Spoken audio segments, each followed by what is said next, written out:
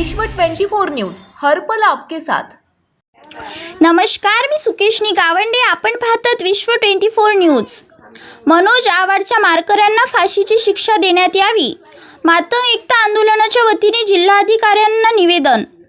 औरंगाबाद येथील मनोज शेषराव आवाड या तरुणाला गावगुंड्यांनी रॉड आणि बांबूने मारहाण करून निर्घृण हत्या करण्यात आलेली आहे।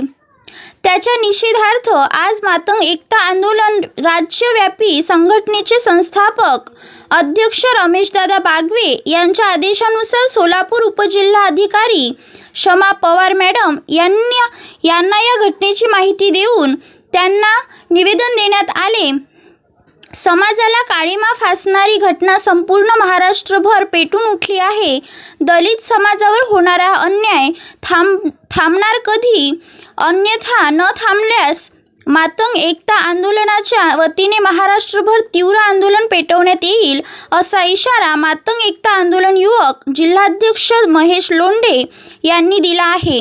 यावेळी निवेदन देताना जिल्हाध्यक्ष महेश लोंढे, उत्तर तालुका कार्याध्यक्ष रामलिंग बोराडे, जिल्हा कार्याध्यक्ष निखिल पवार, विजय रणदिवे, विजय भोसले, प्रथमेश पागुंडा, यश मोरे आदी कार्यकर्ते उपस्थित होते।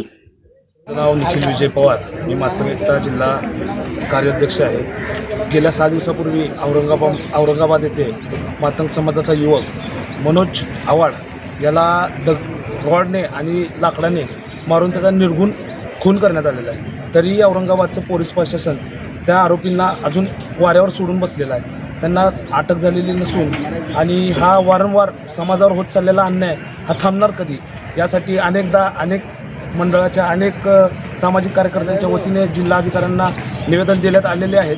तरी त्याचा पाठपुरावा लवकरात लवकर होत नाही। आमची त्यांना एकच विनंती आहे, लवकरात लवकर त्यांनी त्या आरोपीला अटक करून कठोर शिक्षा द्यावी, अन्यथा मातंग एकता आंदोलनाच्या वतीने महाराष्ट्रभर आंदोलन छेडण्यात येईल। राज्यातील महत्त्वाच्या आणि आपल्या भागातील ताज्या बातम्या पाहण्यासाठी आजच आमच्या विश्व 24 न्यूज चॅनलला यूट्यूबवर सबस्क्राईब करा आणि बेल आयकॉन प्रेस करा।